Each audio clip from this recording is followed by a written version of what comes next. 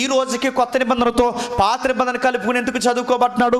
ఎందుకు ఈ రెండు గ్రంథాలని సంధి చేసి మన చేతుల్లో ఎందుకు పెట్టాడు? ఇవే మనకు తెలియదు. మనకు తెలిసిందల్లా ఒకటే, 31st వాగ్దానం కూడా తెలుసు మనకంతే. మనకేం తెలియదు. మనసు బాగోకపోతే ఒక అధ్యాయం తెలుసుకోవడం, చదువుకోవడం తెలుసు అంతే. మనకి ఇంకా ఏం తెలుసు అంటే, గట్టిగా ఏమైనా కళ్ళు వస్తే ఈ తల దగ్గర పెట్టుకుంటాం, దయ్యాల బాక్స్ పెట్టుకున్నట్టు. మనకి ఇంకా ఏం తెలుసు? ఏం తెలియదు. నేను అడుగుతున్నాను, నేను సీరియస్గా, మీకు మనసు నొప్పి వచ్చినా ఇది నిజం, పచ్చి నిజం. మనకి ఏం తెలుసు చెప్పినా?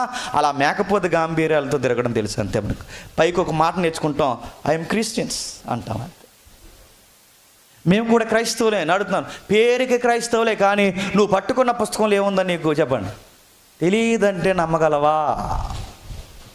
స్కూలుకి పోతున్నప్పుడు టెక్స్ట్ బుక్లు ఎలాగైతే పట్టుకుని పోతారో, ఈరోజు మన చర్చికి వస్తున్నప్పుడు చెప్పండి, టెక్స్ట్ బుక్లు మాదిరి పట్టుకొస్తాం బైబిల్. అదొక ట్రెడిషను. కొంతమందికి ఏ పుస్తకాలు ఎక్కడ ఉన్నాయో తెలియదు, కొంతమంది సభకి ఎందుకు వస్తారో కూడా తెలియదు. అలా చెప్తున్నప్పుడు అలా గాల్లో చూస్తుంటారు. మరి ఆ గాలిలో ఏం కనబడుతుంది ఏంటి నాకు అర్థం అవుతుంది. నాకు ఆ చూసిన వాళ్ళ మీద పిడిగడిపోవాలి టక్కమని. నువ్వు సభకు వచ్చినప్పుడు నడుతున్నాను, ఇలా చర్చిలో వాక్యం మీద పాస్టర్ గారు చెప్తుంటారు, మరి ఏమింటున్నావు, ఎందుకు వచ్చావు, ఏమో తెలియదు. అలా చూడడం, అలాగ ఆలోచించుకోవడం, ఆ చివరిని కూర్చొని ఫోన్లు నొక్కోవడం, రకరకాల విన్యాసాలు చేయడం. ఇంకా దరిద్రం ఏంటి చెప్పినా, ఈ మాట ఇక్కడ అనొచ్చో లేదో నాకు తెలియదు, మీ చర్చిలో వాతావరణం నాకు ఏం తెలియదు చెప్తున్నాను. చాలామంది యవనస్తులు అక్కడ దైవజనుడు బల్ల కొద్ది వాక్యం చెప్తుంటే, ఇక్కడ చాలామంది యంగ్స్టర్స్ స్టార్టింగ్ చేసుకుంటుంటారు. ఎందుకు బైబుల్ కానీ అలానే ఉండిపోతుంది? ఎందుకు అర్థం కావట్లేదంటే, ఏది వినేవాళ్ళేరి, నేర్చుకునే వాళ్ళేరి. ఈ కుర్రోడు ఏదో చెబుతున్నాడే కాదు, చెవి పెడదామని వినేవాళ్ళేరి.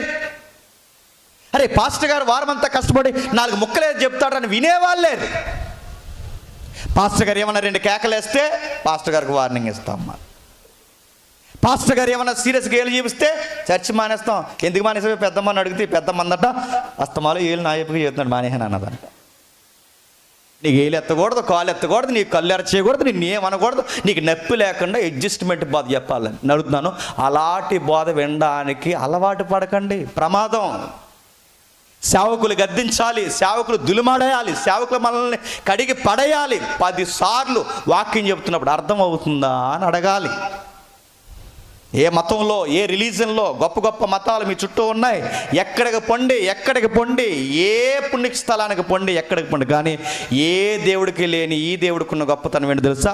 బయట మనం అక్కడ పుణ్యక్షేత్రాలకు పోతే మనశ్శాంతికి పోతారు, కాస్త తోసింది ఏదో ఇచ్చి వచ్చేస్తారు, కాసేపు కూర్చుని వచ్చేస్తారు. కానీ ఈ దేవుడి దగ్గర అది చెల్లదు. అలాంటి పప్పులు ఉడకో. ఈ దేవుడితో వచ్చిన గొడవ ఏంటి చెప్పినా, ఇక్కడికి వచ్చినప్పుడు దేవుడు వినే నీ చేతుల్లో బైబిల్ పెట్టాడు, చెప్పే నా చేతుల్లో బైబిల్ పెట్టాడు.